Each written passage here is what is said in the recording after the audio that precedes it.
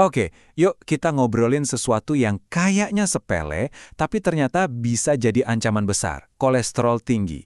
Ini bukan sekedar angka di kertas hasil lab loh, ini bisa jadi musuh dalam selimut yang lagi tumbuh di tubuh kita, tanpa kita sadar sama sekali. Pernah nggak sih ngerasain hal-hal ini? Pegel di leher, tangan atau kaki tiba-tiba kesemutan, atau kok rasanya capek terus padahal nggak ngapa-ngapain?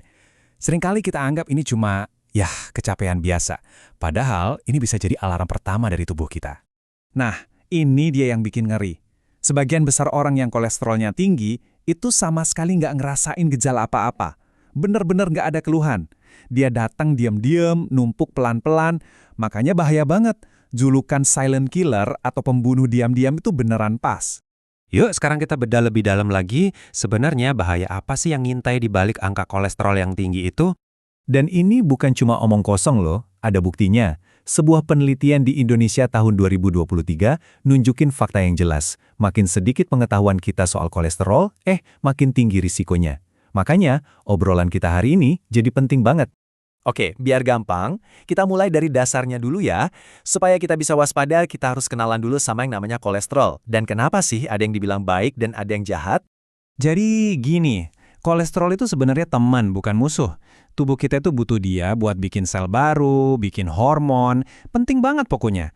Masalahnya baru muncul kalau jumlahnya, kebanyakan di darah kita.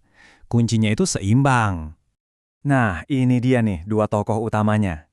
Bayangin aja, LDL, si kolesterol jahat, itu kayak biang terok. Kalau dia kebanyakan, dia bakal nempel di dinding pembuluh darah, bikin sumbatan. Sebaliknya, HDL, si kolesterol baik, itu kayak pahlawan kebersihan, yang tugasnya nyapuin si LDL biar nggak numpuk. Oke, kita udah tahu apa itu kolesterol.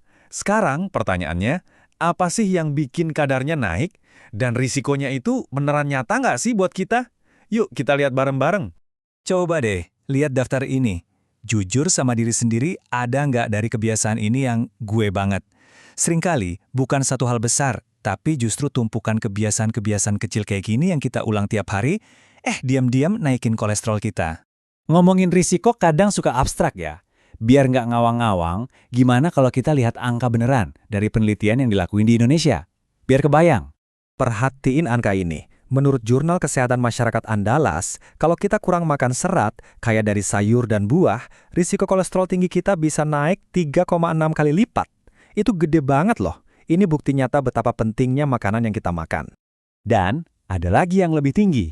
Masih dari jurnal yang sama, risikonya loncat jadi lebih dari 4,6 kali lipat kalau berat badan kita berlebih atau obesitas. Kebayangkan betapa berat badan ideal itu penting banget buat ngejaga kolesterol.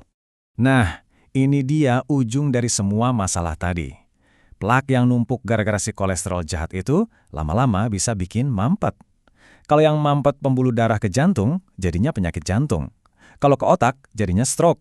Ini bukan main-main. Oke, setelah dengar bahayanya, jangan langsung panik. Kabar baiknya adalah kita punya kuasa buat ngendaliin ini. Yuk kita lihat langkah-langkah simpel yang bisa kita lakuin buat mulai nurunin kolesterol. Ini dia. Cuma 3 langkah awal yang gampang banget tapi efeknya luar biasa. Makan lebih banyak sayur dan buah. Gerak badan. Jalan kaki 30 menit aja cukup kok. Dan usahain berat badan ideal. 3 ini aja udah jadi pondasi yang super kuat. Memang, gaya hidup sehat itu kuncinya, fondasi utamanya. Tapi dalam perjalanan ini, kita nggak harus sendirian. Ternyata ada bala bantuan dari alam yang bisa ikut ngebantu kita.